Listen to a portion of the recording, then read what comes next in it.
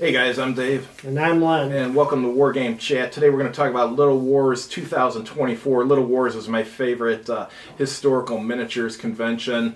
I played, about 6-7 games while I was there. I was there Thursday through Sunday. Went to the flea market on Thursday and Sunday, I think it was. I had a really good time. First game I played was In Country. What was your first game? The Viking... Oh, is that the one with the Viking ship where they're raiding the shoreline or whatever? Yeah, I call it Viking skirmish. And I commanded a force of Anglo-Saxons, and I defeated I held off one Viking force. He got a lot of treasure, but he also took heavy casualties. As a result, I got a medal for that. That's cool.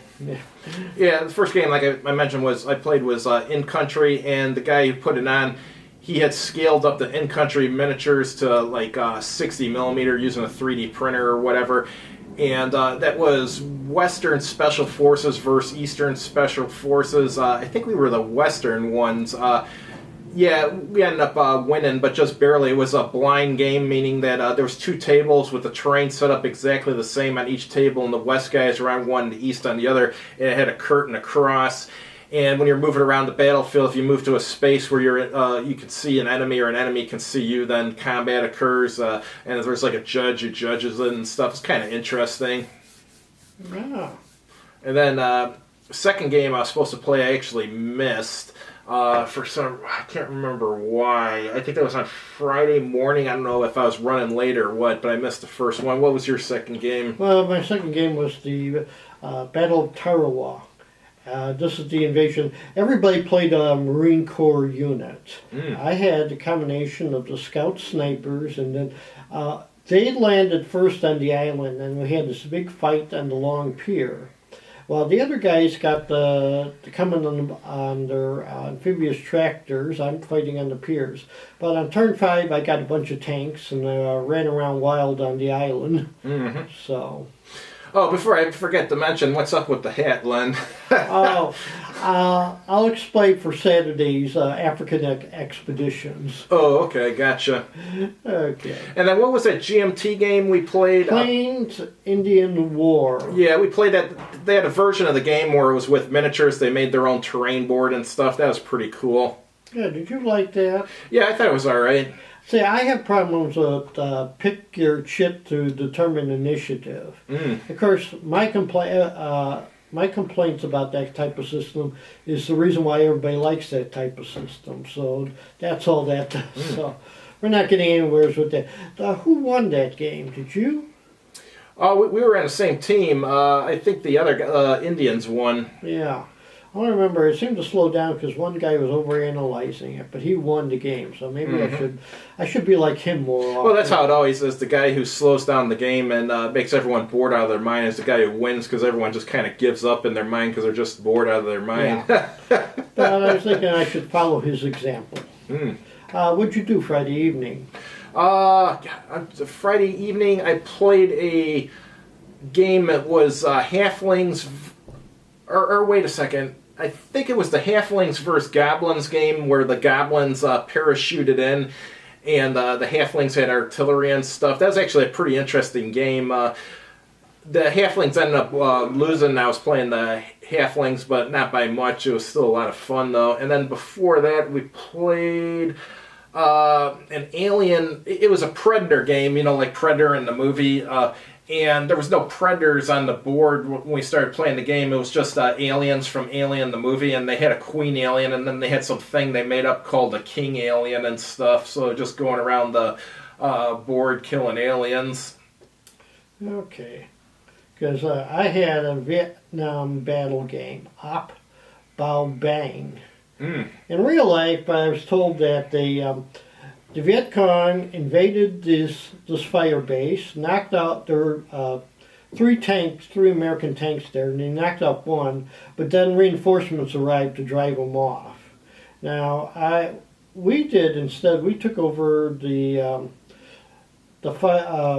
we destroyed all the artillery, but the tanks were safe. Of course, the guy played it safe and kept the tanks out of range of the RPGs and all my weapons. So it was kind of hard to determine because we took over the base, but we took so many losses, we really had nothing to hold it with. And even though I held off one reinforcement of one M113s, it was only a matter of time before more people came in. But I got a nice prize just for participating. Oh, well, this is what you got. What is this? Sand, Oil, and Blood Armored Combat in the 90s. Yeah. So, actually, the problem is with modern combat, you have any modern unit has different weapon systems. You have assault rifles, you have RPGs, you have recoilless rifles, mortars, and you have to coordinate all that. And that's not easy to do. So where'd you end up staying? Did you stay at the Westin? Yes. I stayed at that place about a half mile away, the Sure Stay or something like that. They were actually fairly decent. The room had like a love seat in there, a TV set, a microwave, and a refrigerator, so it actually wasn't bad. I think it was only like, it was less than $140 a night, including tax. Oh, you had a microwave and a refrigerator? Yeah. I didn't. But, and plus you got free breakfast in the morning, too. But I had a swimming pool, steam room, and hot tub. This hotel I went to, as far as I know, didn't have any of that. But yeah, because I stayed an extra night instead of rushing home on Sunday night. Now that I'm old and retired, I can do that kind of thing. So I swam in the pool for a bit, and then watched the Stanley Cup playoffs. Gotcha. Okay, Sunday. Oh, before Sunday, I think this was on Saturday, sometime on Saturday, I played two more in-country games. These ones were U.S. versus Iraqis. They were pretty cool. In-country is a really bloody game. I mean, like the scenario we were playing, the Marines were in a building and they had to wait for an evacuation force to arrive and stuff, and so they got into a firefight with a bunch of Iraqis and stuff, and the game goes really quick. I mean, you can have a turn where an entire squad is destroyed and stuff. So each of those games only lasted like about 30 minutes. Yeah. I think one time the Marines were given a victory, and another time the terrorists were given a victory. Saturday morning, the first thing I had was Kosciuszko's Uprising. Oh, wow. The first battle of Kosciuszko's rebellion against the Russians. Unfortunately, he fought against Suvorov, the best Russian leader in history. So, this was the first battle, and actually the Poles ended up winning better than they did in real life. The Russians had problems activating. So I spent like half the game not moving, because we were asking questions. Would it be better just to have it where if you roll to see whether you move at half speed or full speed, because at least you do something. So, and our neighbors, it was running a Doggerland hunt battle, and no one was playing it, so I bought the rule system, and sometime in the future I'll be playing it. That's the cavemen versus the prehistoric animals, right? Yeah.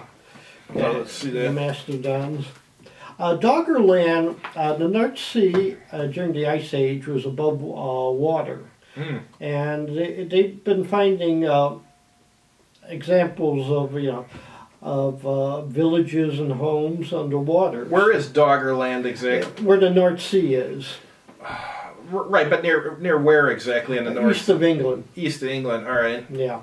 There's a Doggerland Bank, one of the shallower parts of the North Sea. So at some point it gradually slipped, either it slipped down or the waters rose above it.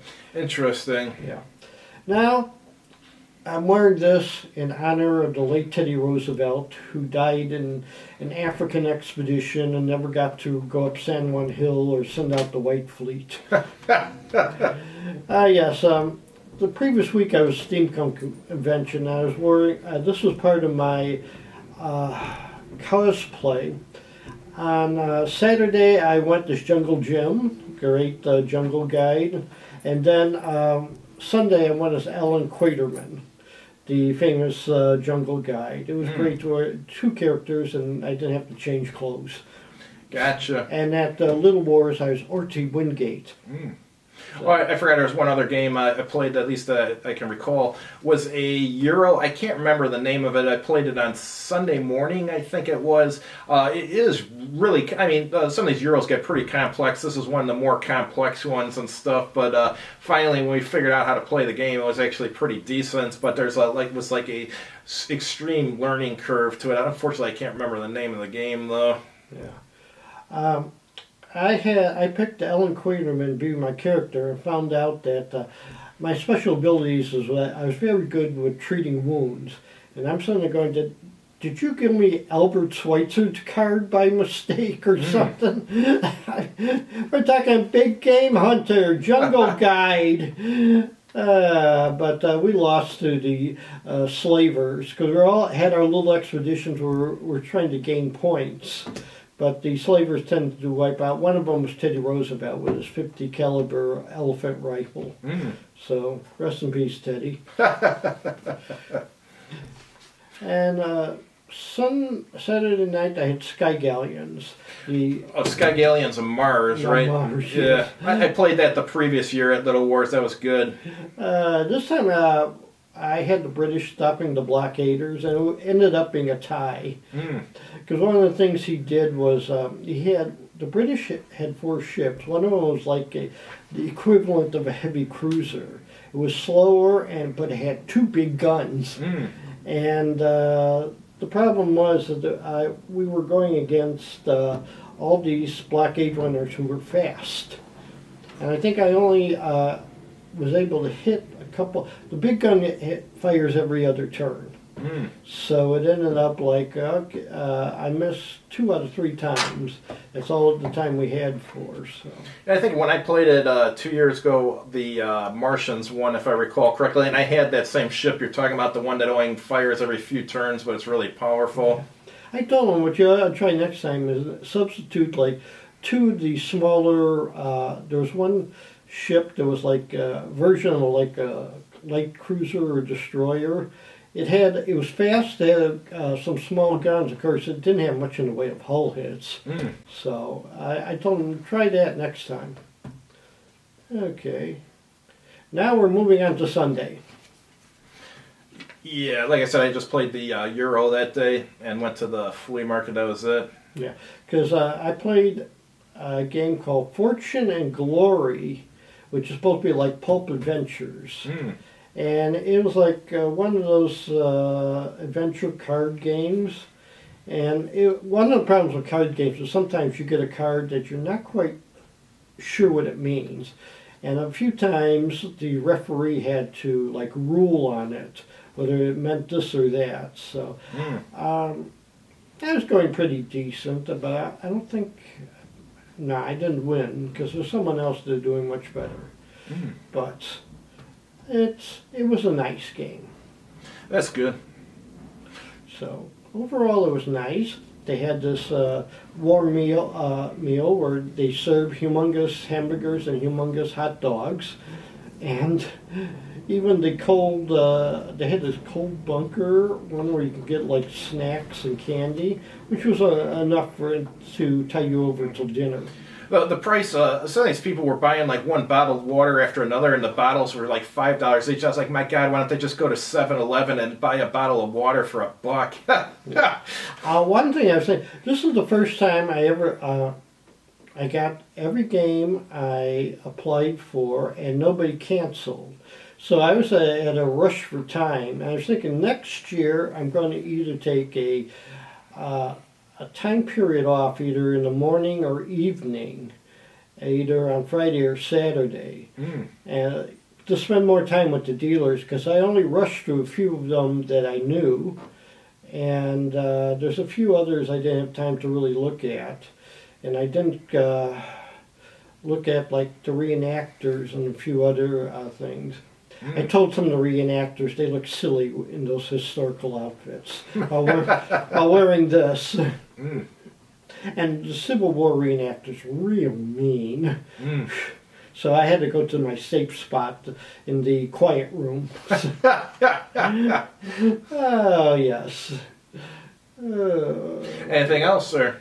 No, actually, this is a very good one. Yeah. Little Wars is always my favorite convention, and it still is. I think this year they had 700 participants, which, as far as I know, is the most they've had in a long time, maybe ever.